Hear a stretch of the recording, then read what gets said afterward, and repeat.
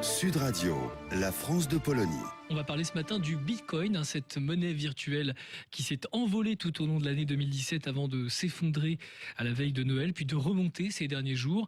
Face à cette bulle spéculative, les analystes économiques sont vraiment inquiets. Est-ce qu'ils ont raison, Natacha ? Bon, un simple chiffre, le cours du Bitcoin s'est apprécié de 1000% depuis le début de l'année, au point que Goldman Sachs envisage de mettre en place une équipe spéciale pour proposer à ses clients d'investir dessus. Alors Goldman Sachs, la banque à qui on doit les comptes pourris de la Grèce, la banque qui investissait les yeux fermés dans les subprimes, c'est formidable. Bon, en tout cas, c'est le signe que les vautours, dénués à la fois de scrupules et de vision à long terme, sont sur le coup.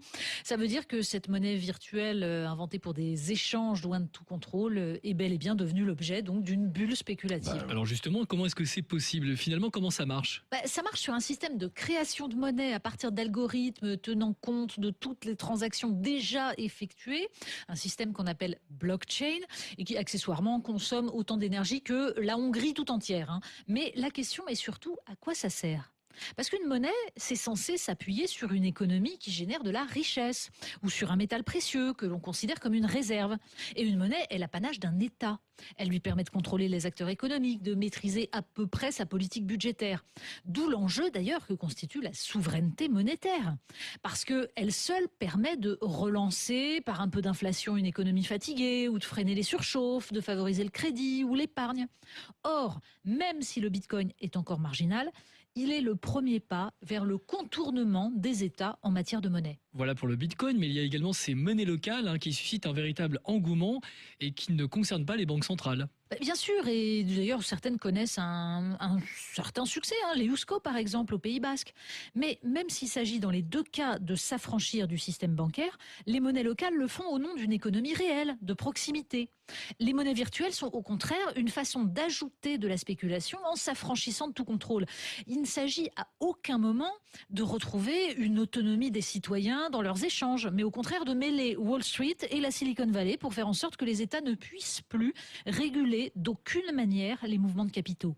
Même si la bulle du Bitcoin explose, ça ne résoudra pas le problème à long terme parce qu'une autre viendra très vite prendre sa place. Merci Natacha Polony. Voilà, titre indicatif. Il y a quelques jours, un Bitcoin valait 16 000 €. Ça a complètement chuté, c'est un petit peu remonté. C'était à 13 000 € ce matin. Voilà, si vous ne comprenez absolument rien, c'est vrai qu'on y voit un petit peu plus clair avec vous, Natacha, que l'on retrouve lundi et toute la semaine prochaine sur Sud Radio, 7h14. Sud Radio, la France de Polonie. Bonjour Natacha Polony. Alors ce matin, Natacha, vous revenez sur un événement qui n'est pas passé inaperçu dans le courant de l'automne. Vous vouliez nous parler de ce combat mené à Paris par des élus écologistes. Eh bien oui, ces élus écologistes, en tête desquels Madame Joëlle Morel, ont proposé que les journées du patrimoine soient rebaptisées Journée du matrimoine et du patrimoine. Oui, parce qu'il n'y a pas de raison qu'on rende hommage que aux pères. Alors, en employant ce terme, patrimoine, nous disent-ils, on contribue à invisibiliser les femmes, autrices, peintres, chorégraphes, photographes, que l'histoire de l'art a laissé dans l'oubli. Parce que l'égalité, ça passe aussi par la mise en valeur de l'héritage culturel légué par les femmes. Non, ça a l'air d'une blague. Mais en fait, la proposition est très sérieuse. D'ailleurs, des féministes américaines s'étaient insurgées récemment qu'on parle de history et non pas de her story. Oui, parce que his, c'est le prénom masculin. Oui, je vous jure. Attendez, là, ça va devenir quand même très compliqué si on change tous les mots qui font plus ou moins référence au masculin. Et même ceux qui ont une consonance qui peut faire penser à un pronom masculin. Et puis, tant qu'on y est, on change aussi le mot patrie. Alors, du coup, est-ce qu'on peut dire la mère matrice? Ça fait beaucoup. Bon, on est heureux que les élus écologistes n'aient rien de plus urgent à faire. Le Conseil de Paris n'a pas besoin de traiter de l'insalubrité dans la ville, de la misère, des camps installés ici ou là, des rats qui pullulent, de la pollution due aux aménagements de voirie. Non, l'urgence, c'est de décoloniser la langue. Oui, parce que c'est bien le terme qui est employé et il n'est pas anodin. Comme toujours, il s'agit de laisser entendre qu'il y aurait un rapport de domination infiltré dans chaque domaine de la vie humaine. Une logique qui finalement détruit tout universalisme en obligeant à penser le monde en termes de bourreaux et de victimes. Donc les hommes sont par essence coupables puisqu'ils ont privé les femmes de l'accès à l'existence, à la mémoire. Et honnêtement, entre nous, ça passe, ce genre de truc ? Eh bien, le président du groupe Modem, Éric Azière, a proposé qu'on s'occupe des rues de Paris aussi, hein. Il a expliqué, pourquoi pas, allez-y. Le boulevard des Capucins et des Capucines, la rue des Franches Bourgeoises.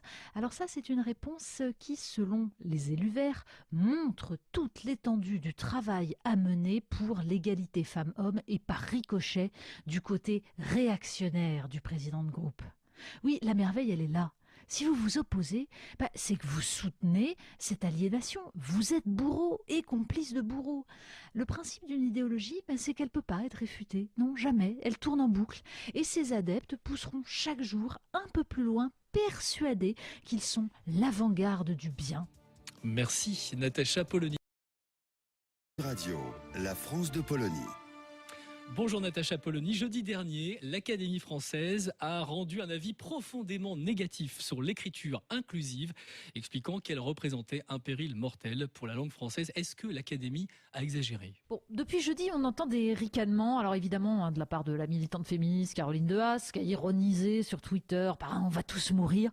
Mais pas seulement. Aussi de la part des commentateurs, des journalistes même. Il s'agit avant tout de prouver que l'Académie n'a pas la moindre autorité, que son avis n'est que celui d'un groupe de vieux racornis sans aucune légitimité. Et ça pose deux problèmes. L'un sur le fond et l'autre sur la forme. Alors sur le fond, l'écriture inclusive est en train de gagner du terrain. Alors pour des raisons peu avouables en fait. D'abord un mélange de méconnaissance complète du fonctionnement de la langue et surtout de lâcheté absolue qui incite chacun à donner des gages de conformité à l'idéologie à la mode. Il faut montrer sa patte blanche féministe. Tous les ministères, toutes les écoles, toutes les administrations s'y mettent petit à petit, absolument pas par conviction, personne n'ayant pris la peine de réfléchir une seconde au fonctionnement de la grammaire, mais parce qu'il faut avoir l'air moderne, ouvert, tolérant, bref, du bon côté de l'histoire. Bon Natacha, et pour la forme alors ? Le mépris pour une institution pluriséculaire comme l'Académie française nous raconte la prétention formidable des tenants de la modernité. On rend la langue illisible, imprononçable, incompréhensible. On s'arrange pour que les élèves qui ont déjà des difficultés en aient encore davantage, puisqu'un manuel scolaire de CM2 a lui aussi payé son tribut au nouveau clergé. Mais on estime surtout que les institutions censées garantir la mémoire, la pérennité de la langue, en fait n'ont aucune valeur. Les écrivains, dont le travail consiste quand même à creuser la langue, à en explorer les méandres, en fait se voient dénier toute légitimité. Il y a un côté proprement maoïste dans ce rejet de tout ce qui représente le savoir ancien. On se croirait face à, vous savez, à des enthousiastes gardes-rouges à qui on a expliqué que les professeurs d'université sont des vieux cons, des représentants de la bourgeoisie capitaliste. Natacha, est-ce que vous pensez vraiment que l'écriture inclusive est un péril mortel, comme l'a dit l'Académie ? Les langues sont mortelles, dans le sens où on peut cesser de les pratiquer dans leur finesse, cesser de leur permettre de décrire le monde dans sa complexité, ne plus les utiliser que pour communiquer ou pour formater les esprits. Une langue vivante, c'est une langue qui libère, qui émancipe, et ça ne se fait pas avec des points, des suffixes, des e muets totalement illisibles. Merci Natacha Polony, on vous retrouve demain. Sud Radio, la France de Polonie. La France de Natacha Polony. Bonjour Natacha. Alors, le ministre de l'Intérieur Gérard Collomb a annoncé à la rentrée dernière qu'il voulait expérimenter le contrôle de la vitesse des automobilistes par des sociétés privées. Vous voulez ce matin revenir sur ce dossier. La sécurité routière, en fait, elle a un petit peu bon dos.